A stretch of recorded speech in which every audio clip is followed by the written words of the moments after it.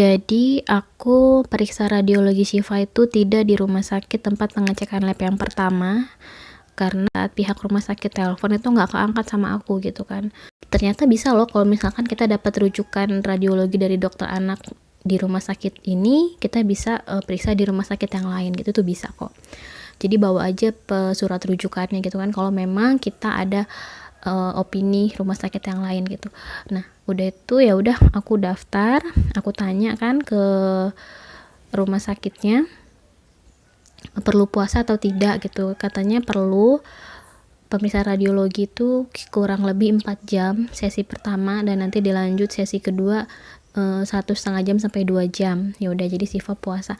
Nah enaknya itu kalau kita periksa radiologi itu di jam-jam dokter yang pagi, jadi subuh itu anak udah terakhir nyusu.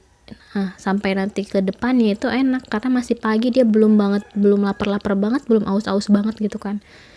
Jadi Syifa saat itu lancar puasanya, karena biasanya bayi kuning itu kan ngantuk kan tuh. Jadi di saat dibawa di mobil ya dia tidur aja sih. Nah udah itu Syifa diperiksa. Saat itu dokter cuma nanya bagaimana pupnya, warnanya. Ya aku bilang warnanya kuning cerah seperti itu, nggak pernah ketemu yang putih dempul atau seperti apa gitu, nggak. Teksturnya juga biasa gitu kan. Terus dokter bilang ya udah, ini pemeriksaan pertama sudah selesai, disusui sampai kenyang dan puasa lagi ya. Iya udah, oke. Nah pemeriksaan kedua juga sama kayak gitu sampai keluar hasilnya, dan ini lihat keluar hasilnya. Di sini kita bisa lihat hasil radiologi Syifa di rumah sakit ini. Hasilnya tuh benar-benar buat aku shock, buat aku nangis. Di sini ada keterangannya. Dan ini dia hasilnya, kita baca. Tuh. Bisa dibaca ya. Mulai dari hepar, kandung empedu, pankreasnya, lien, aorta. Nah, di sini ukuran hepar tidak membesar, permukaan regu. Aku nggak ngerti, pokoknya aku langsung membaca hasilnya. Dan ini hasilnya. Bisa dibaca ya. Puasa 4 jam. Dan 2 jam sesudah makan. Biliar atresia suspek tipe 2B sesuai klasifikasi Kasai. Wow, aku nangis. Sempat aku nangis. Aku benar-benar kayak ya Allah, kok harus anak aku sih gitu. Aku hamil dia udah ngeflek, aku udah benar-benar banyak keluhan, kok kenapa diuji dengan hal yang seperti ini. Sama-sama kita tahu kan kalau atresia biliar itu penyembuhannya itu mahal biayanya gitu.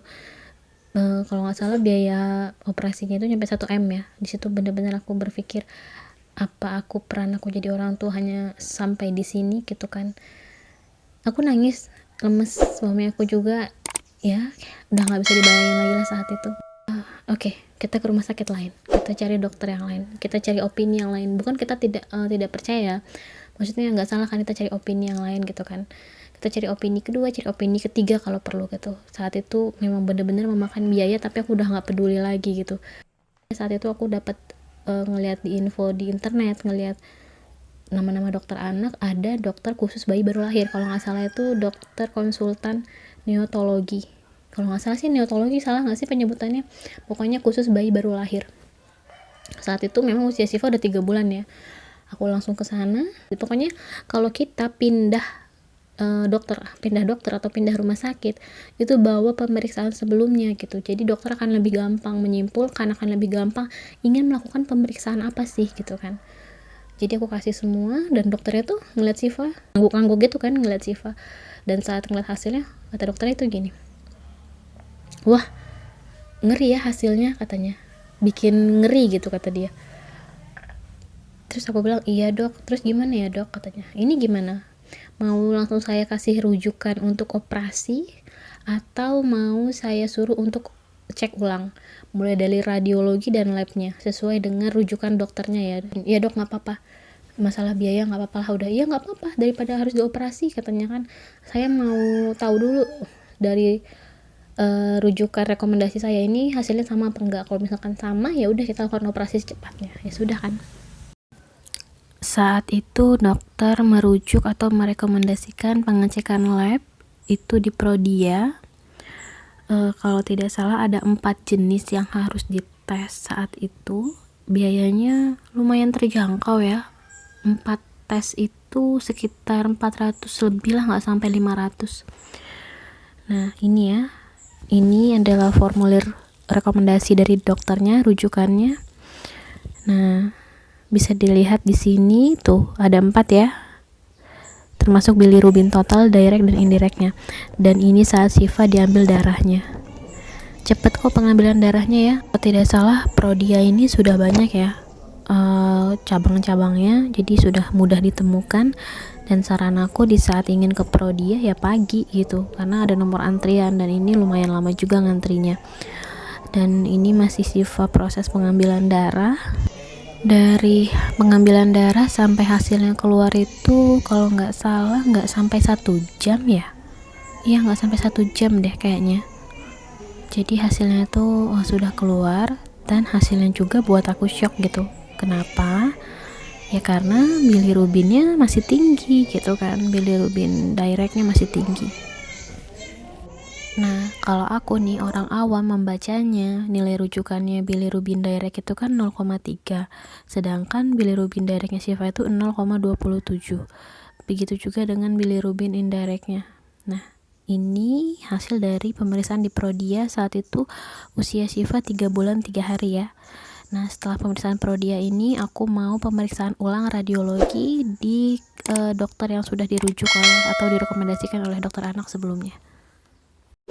Ada perbedaan dari dua pemeriksaan kedua dokter radiologi ini ya. Dokter yang pertama itu kan total puasa 6 jam tapi dibagi 2 sesi. Sesi pertama 4 jam, sesi kedua 2 jam. Lalu dengan dokter yang kedua ini puasanya full minimal 6 jam. Jadi langsung satu kali sesi langsung 6 jam puasa tapi 2 kali pemeriksaan, tapi nggak ada jeda gitu. Dan bedanya lagi, kalau dokter yang pertama itu dokter spesialis radiologi. Kalau yang ini dokter spesialis radiologi, tapi belakangnya itu ada huruf K atau konsultan. Pas aku masuk ke ruangannya, dokternya mulai ngasih gel ke perut Syifa, mulai periksa. Ya aku mah ngeliat monitor biasa aja, awam nggak ngerti kan. Terus aku memberanikan bertanya, gimana dok?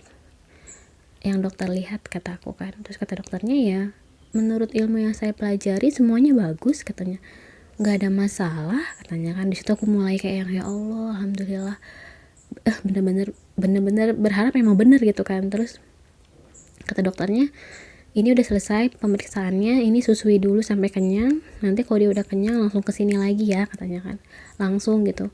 Oh iya dok, ya udah. Jadi aku susuin Syifa kurang lebih 15 menit. Setelah itu diperiksa lagi tanpa puasa ya, langsung diperiksa lagi.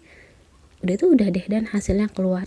Nah ini hasilnya nih ya. Kesannya USG saat ini tidak menunjukkan gambaran atresia biliar dan hepar tampak masih dalam batas normal. Tuh semuanya masih dalam batas normal. Di situ aku ya Allah ya Rabbi, aku benar-benar bersyukur. Aku udah nggak mikirin nggak mikir nyesel yang pemeriksaan sebelumnya, enggak. Aku berpikirnya mungkin Allah memang lagi mau menguji dengan hasilnya seperti ini. Ya alhamdulillah, maksudnya bener-bener lebih dari apapun lah gitu kan. Dan aku langsung ketemu sama dokter anaknya, langsung aku kasih semua hasilnya yang dari lab Prodia dan dari dokter yang radiologi ini. Saat dokternya melihat, dokternya pun senang gitu. Nah kan katanya, bagus semua hasilnya katanya. Yaudah katanya, dikasih suplemen vitamin aja ya katanya, semuanya udah baik-baik aja kok, nggak ada yang perlu dikhawatirkan. Jadi ya buat teman-teman yang anaknya kuning gitu kan, semangat ya, jangan takut. Pokoknya kalau memang kuningnya itu pupnya masih kuning cerah, anaknya lincah, aktif, mau menyusu, berat badannya naiknya bagus sesuai kurva gitu, tidak kurang, ya kalian tenang aja. Mungkin memang kuningnya itu karena kuning ASI gitu ya, kasih terus aja ASI. Kalau memang mau penggunaan sufor ya tanya dulu oleh dokter anak gitu, jangan sembarangan kasih sufor. Jika bayi kita kuning, lemah, lesu, tidak mau menyusu, apalagi ditemukan BAB yang warnanya putih dempul, segera bawa ke rumah sakit ya. Syifa itu dari terakhir berobat sampai dia tidak kuning itu sampai umur 4 bulan. Jadi umur Shiva 4 bulan itu baru bener-bener dia terlihat tidak kuning lagi. Jadi Shiva ini lumayan lama ya kuningnya. Alhamdulillah tidak mengganggu tumbuh kembangnya. Shiva tetap sehat. Di usia 2 bulan dia sudah bisa tengkurap, di usia 5 bulan dia sudah bisa duduk, di usia 11 bulan dia sudah bisa melangkah 1-2 langkah, dan di usia 1 tahun dia sudah bisa berjalan. Jadi jangan khawatir kalau kuningnya itu memang karena ASI gitu. Jadi pasti akan turun walaupun lama biasanya kalau kuning karena ASI. Sekian video dari aku, mudah-mudahan membantu. Yang mau ditanya silahkan tanya di komentar, kita saling bersharing dan bertukar pikiran, karena aku tahu banget gimana sih rasanya khawatirnya seorang ibu yang melihat bayinya semakin hari semakin kuning, apalagi di sekitar kita itu dihantui dengan orang-orang yang memiliki pemahaman yang awam gitu kan. Sampai jumpa di video aku selanjutnya, dadah.